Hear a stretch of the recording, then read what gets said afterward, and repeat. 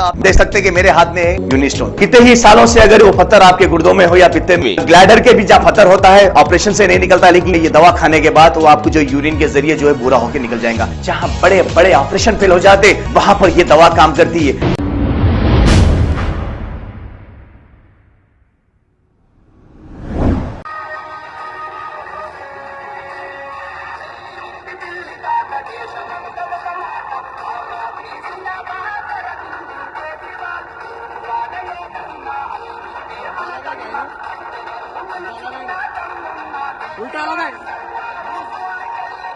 उल्टा लगाए सेट ऊपर बैठे हैं नीचे प्लास्टिक के डब्बे।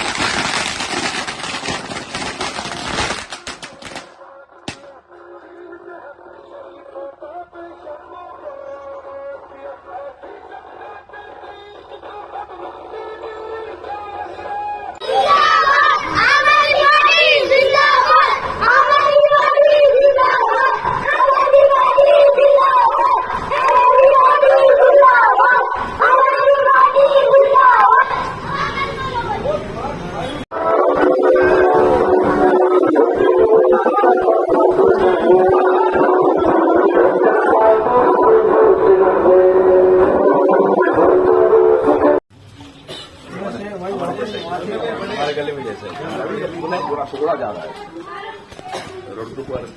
एक मिनट हाँ